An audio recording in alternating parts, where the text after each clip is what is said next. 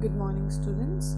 So beta, from today we are going to do our new topic. We have completed the active and passive voice.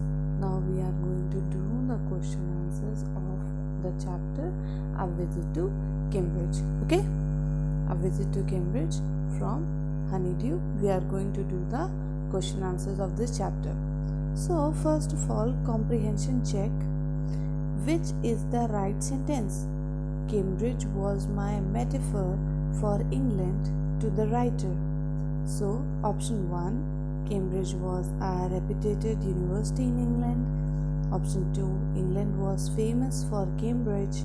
And option number 3, Cambridge was the real England. So, the answer to this would be answer number 1, and you are going to fill answer you are going to mark is option number 2, that is England was famous for Cambridge. Now, second question. The writer phoned Stephen Hawking's house. Option number 1, from the nearest phone booth, from outside a phone booth, from inside a phone booth. So, the answer to this would be from the nearest phone booth. Okay. Option number 1. Okay. Question number 1, answer number 2. Question number 2, answer number 1. Now, the third statement is, every time he spoke to the scientist, the writer felt guilty because. Option number 1, he wasn't sure that what he wanted to ask. Option number 2, he forced the scientist to use his voice synthesizer. And option number 3, he was face to face with a legend. So the answer to this would be he forced the scientist to use his voice synthesizer. So answer to question number 3 would be option number 2. And the last question for this last statement, I felt a huge relief in the possibility of my body. In the given context, the highlighted word refer to option number 1, shifting in the wheelchair, turning the wrist, standing up and walking, and option number 3, speaking, writing. So the answer would be shifting in the wheelchair, turning the wrist. Okay. First one. The correct answer to the statement number 4 is first. Okay. I hope all of you have marked down these answers in your books. Okay.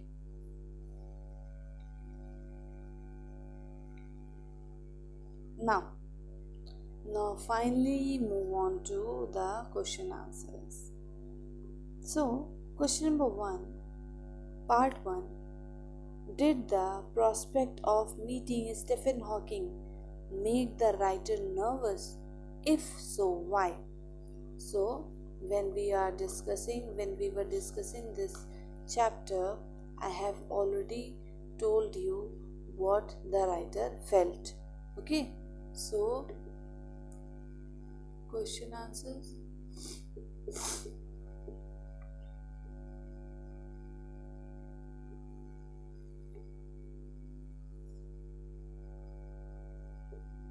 Answer number 1. So, the answer number 1, and this is part 1. So, write down the answer.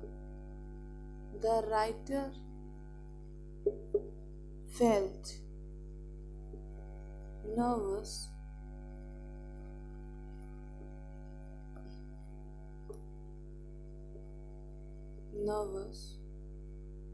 because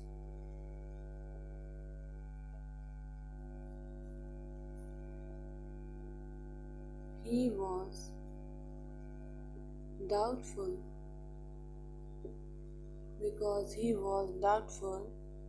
whether he would be granted, whether he would be granted the interview. Okay, the writer felt nervous because he was doubtful whether he would be granted the interview. Please take down the screenshot to this answer, or let's just finish up the second part also. After that you can take down the screenshot of both answers.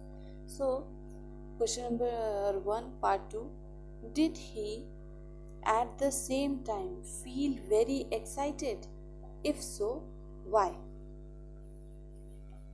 So the answer to this, answer number 1, part 2, he felt excited. He felt excited at the same time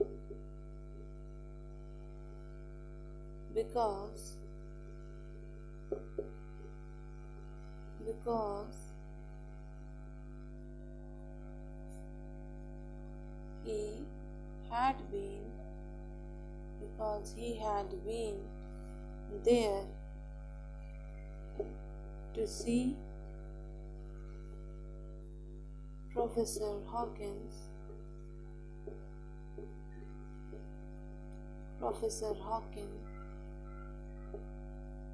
for half an hour.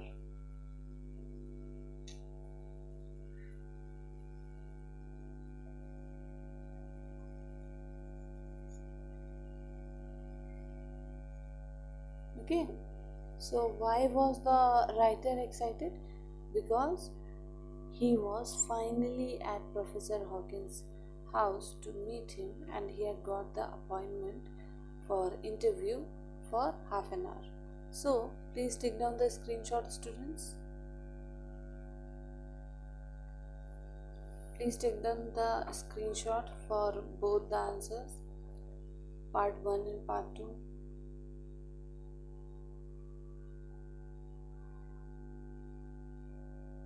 Okay, I'm rubbing it off.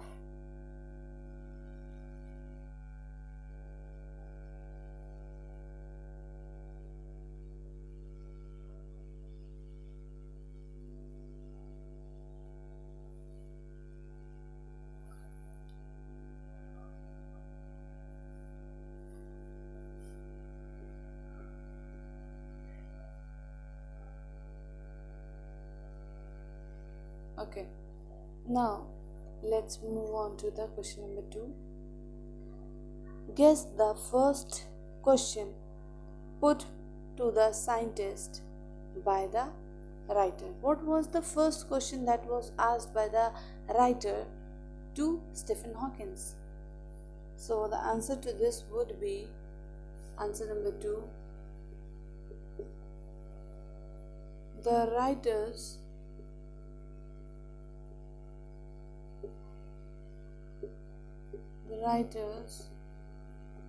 first question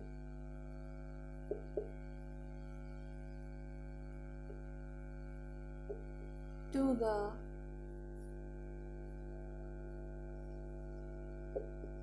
scientist might be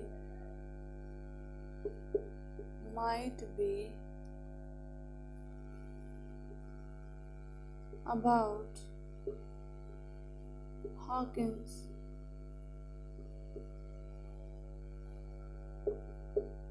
disability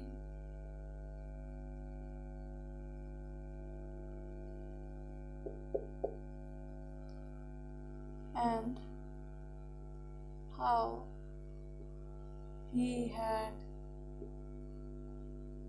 accepted it. Okay, the writer's first question to the scientist might be about Hawkins' disability and how he had accepted it. Okay, please take down the screenshot, students. Please take down the screenshot to this question. Answer number 2.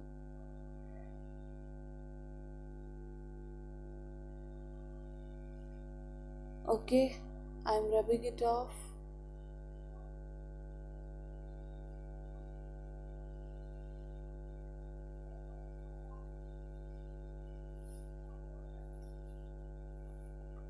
So, next question, question number 3. Stephen Hawking said, I have had no choice. Does the writer think there was a choice? What was it? So, when we were discussing this chapter, we have discussed this point. We have discussed a writer's point of view for this statement that Hawkins said. Okay, that Hawkins made. Now, the answer to this would be answer number 3. So, the answer was living creativity. Living creativity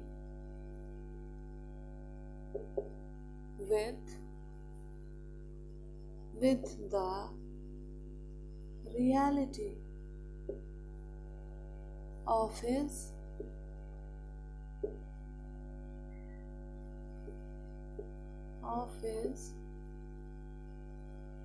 weakening body. Weakening body was a choice. Okay, was a choice. Living creativity with the reality of his weakening body was a choice. Firdaus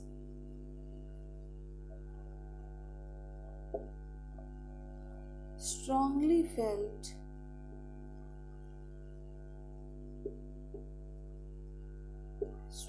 felt that Hawking could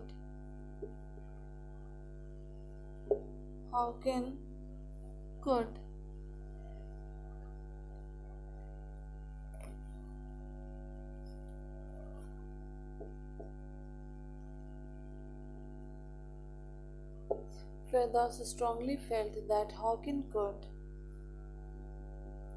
have easily sulked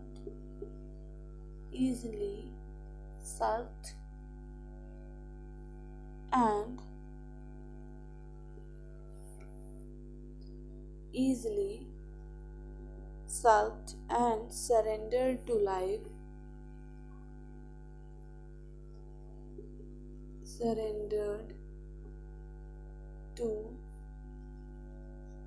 life. Rather, he chose to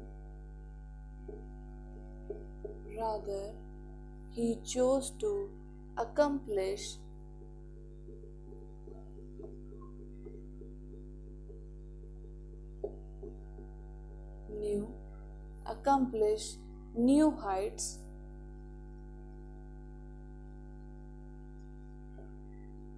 despite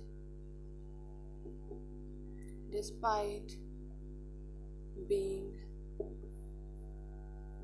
disabled. Okay.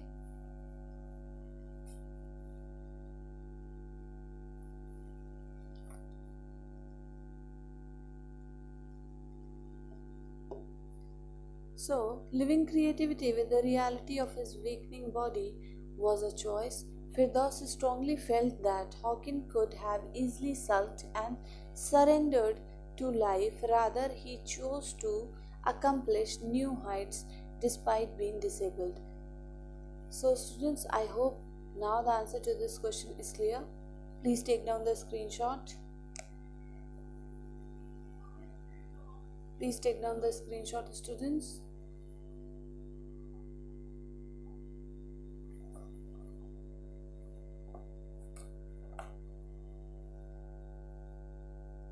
I hope students you have taken down the screenshot.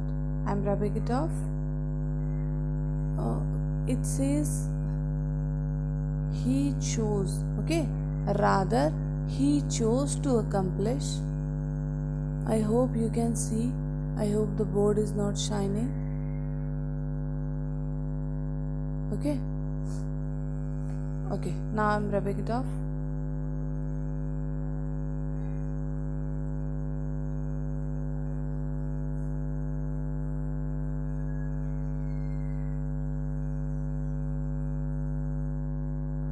Okay, so the next question is question number 4.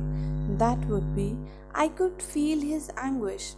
What could be the anguish?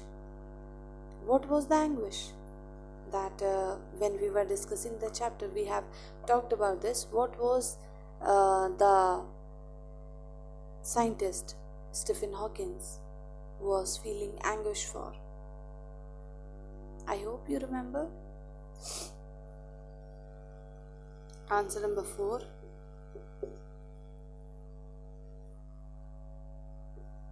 Stephen Hawking's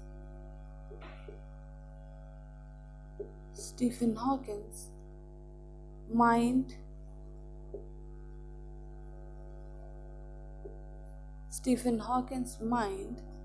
was active. Stephen Hawking's mind was active with many thoughts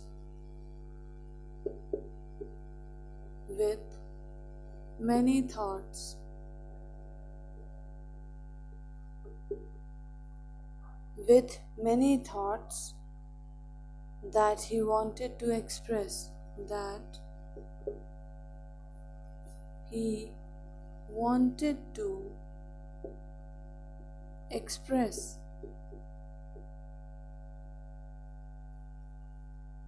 Stephen Hawking's mind was active with many thoughts that he wanted to express.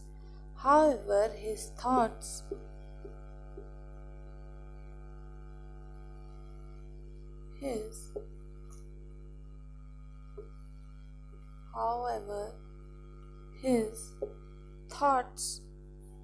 came out in phrases.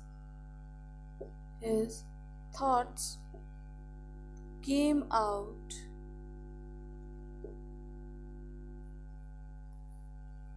in phrases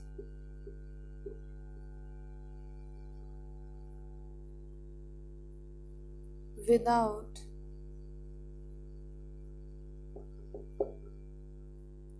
reflecting his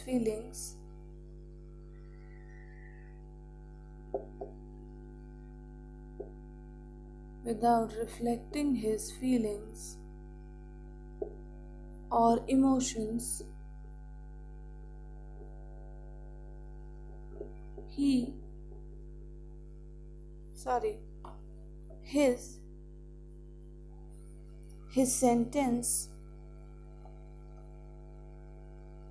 His sentences were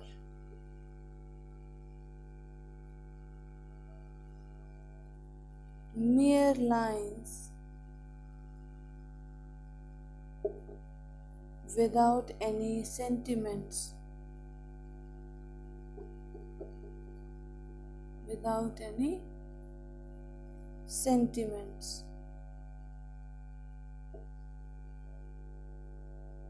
Please take down the screenshot. One more line is left to be written in this answer. Please take down the screenshot. Stephen Hawking's mind was active with many thoughts that he wanted to express. However, his thoughts came out in phrases without reflecting his feelings or emotions. His sentences were mere lines without any sentiments. Okay, let's continue with this answer. One more line is left. So after sentiments, you would write, after sentiment he would write, the writer the writer felt he could understand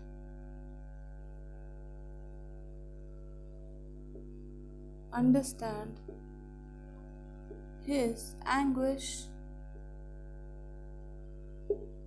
The writer felt he could understand his anguish and frustration.